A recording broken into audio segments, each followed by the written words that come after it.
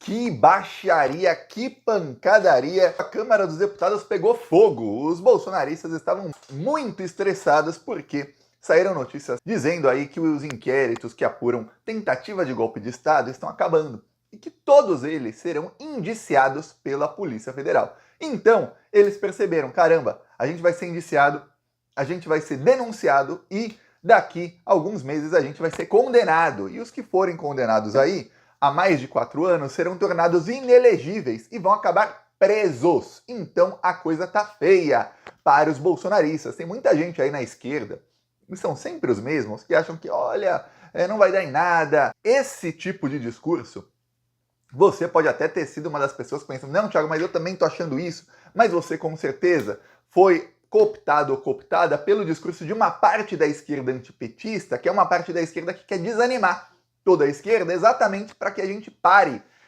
de fazer aí a pressão pública que é necessária e que todos os ministros do STF precisam, o governo Lula precisa, para colocar os bandidos na cadeia. Porque a gente sabe que no Brasil nada funciona se não tiver muito apoio popular. Não basta só votar no Lula e depois a gente ficar quietinho aí 4 anos achando que o Lula vai fazer tudo sozinho. Ainda mais quando ele não tem maioria no Congresso. E é o que acontece.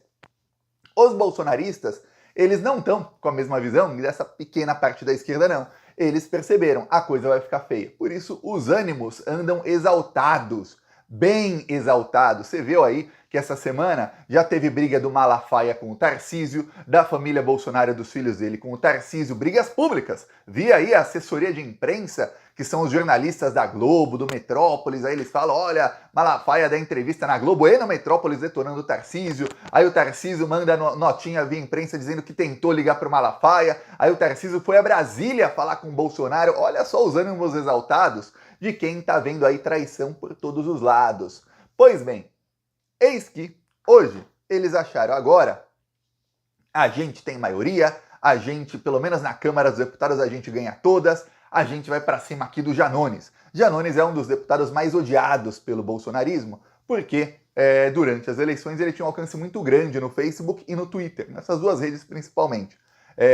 E os bolsonaristas usam muito, principalmente o Twitter, são quase todos eles viciados em Twitter, principalmente depois que o fascista Elon Musk comprou a rede e trocou o nome para X. Tá, e aí o que acontece? Eles queriam se vingar do Janones de todas as maneiras. O Janones foi acusado de prática de rachadinhas por um assessor dele.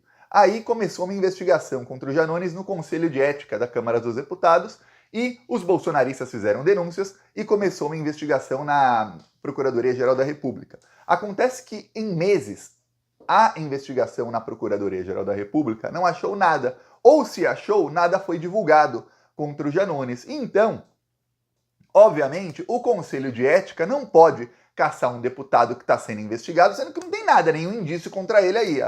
Tem uma acusação, tá? Tem que aparecer uma prova. Exemplo, quando o Flávio Bolsonaro foi acusado de rachadinhas, depois de menos de 3 semanas, já tínhamos ali várias provas ali de que o Queiroz, que era o tesoureiro daquele esquema, movimentava milhões e milhões de reais. E isso apareceu rápido. No caso do Janones não apareceu nada. Depois de 2, 3 meses, apareceram ali quebras de sigilo mostrando que os assessores do Flávio Bolsonaro recebiam o salário e sacavam o salário em espécie e aí depositavam na conta do Queiroz. No caso do Janones, passaram aí alguns meses, não apareceu nada. Pode ser que venha aparecer um dia, pode ser. Mas o correto é o Conselho de Ética da Câmara dos Deputados arquivar isso e falar, se um dia aparecer alguma coisa contra ele, assim como contra qualquer outro parlamentar, a gente abre um novo processo. Fim. Pois bem, o Boulos era o relator e o Boulos, de uma maneira bem debochada, bem aí humilhando os bolsonaristas, arquivou o processo contra o Janones. Obviamente tem uma votação.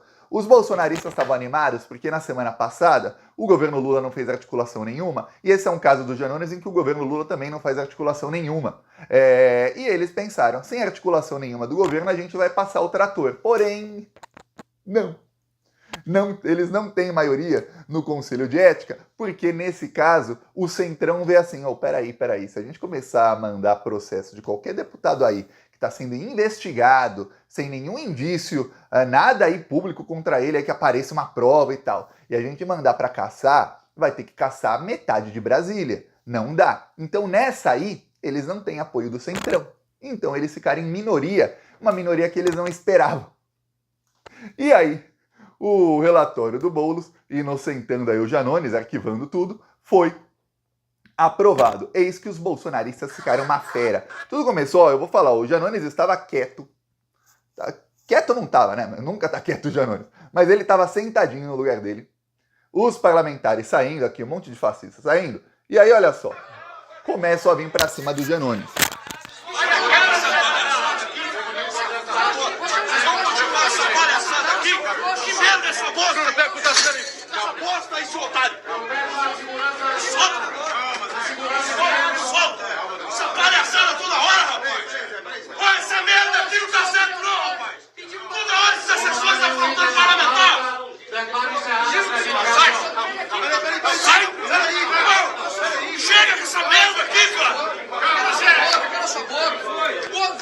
Você vê aí que o Zé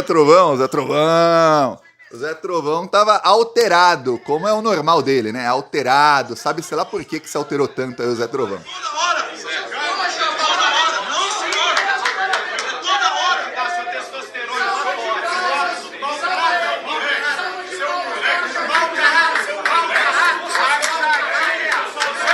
Aí começa uma discussão, o Nicolas vai pra cima.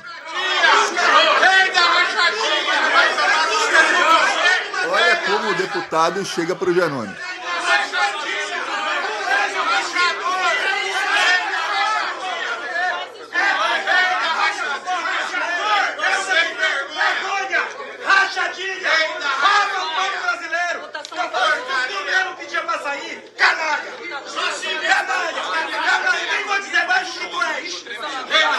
Manda seu capanga aqui, seu otário.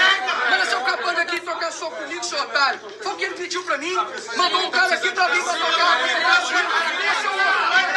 Não sabem perder.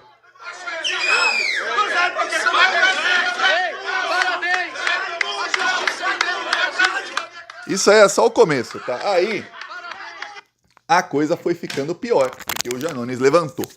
Você vê aí que o Zé Trovão estava completamente fora de si. O Zé Trovão aí, que é conhecido por ser usuário de cocaína, estava aí novamente fora de si. Aí o Nicolas e o outro deputado partiram para cima do Janones, estavam bravos porque perderam e porque já estão aí com ânimos à flor da pele, porque foram avisados aí nas últimas semanas pelas notícias que dessa vez, ó, vieram inclusive de colunistas aí do Globo, que eu falo todo dia que são bolsominions, tá? E até as bolsominions aí do Globo falam, ó, deu ruim, gente, deu ruim. A polícia vai finalizar os inquéritos, a polícia tem muitas provas contra todo mundo e vai ser todo mundo indiciado.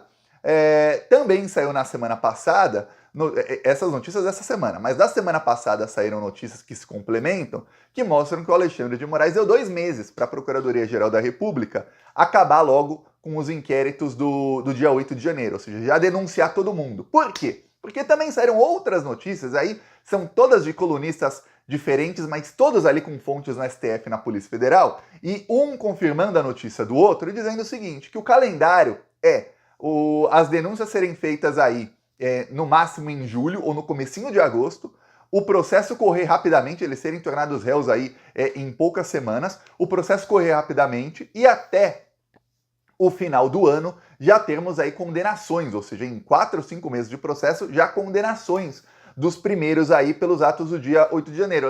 Lembrando que entre serem denunciados pela Procuradoria-Geral da República e condenados, os primeiros, os terroristas, os perrapados que já foram condenados no dia 8 de janeiro, demorou aí exatamente 4 meses, 5 meses, até serem condenados. Então, para os primeiros dos chefões, que aí são parlamentares, militares, gente da alta cúpula do bolsonarismo, também a estimativa, como são menos, não são 1.500 pessoas, são menos, são algumas dezenas de pessoas, a expectativa é que não interessa se são deputados ou não, 4 ou 5 meses.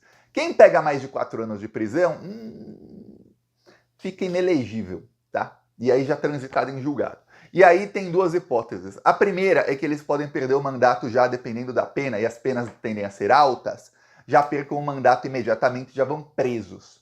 Essa é a primeira. A segunda é que eles consigam, no caso isso foi possível porque era governo Bolsonaro, é que eles consigam postergar essa perda de mandato até 2026, no caso, como fez o Daniel Silveira. O Daniel Silveira conseguiu porque o Bolsonaro deu um indulto ilegal para o Daniel Silveira. E aí, como estava uma tentativa de golpe de Estado, o STF achou de bom tom não afrontar mais ainda o Bolsonaro e falar, pô, fica solto agora, já já ele volta para a jaula. Ficou solto o Daniel Silveira com indulto, o Bolsonaro saiu, o indulto já tinha sido julgado ilegal. Quando ele perdeu o mandato no dia 1º de fevereiro. Para quem não sabe, o mandato de parlamentares não começa no dia 1º de janeiro igual o presidente, começa um mês depois.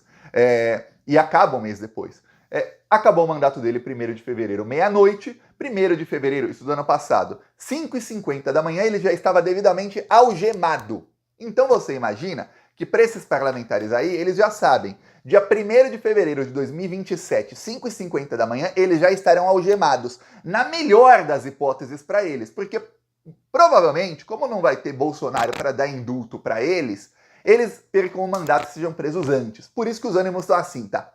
São as notícias aí dos últimos dias que estão apavorando esses parlamentares. Aí, ainda vem a notícia, vem aí eles assistindo ao vivo e a cores, o Janones se livrando, aí deu ruim para eles. Aí, ó, a Folha, que é bolsonarista, coloca Conselho de Ética ignora falhas.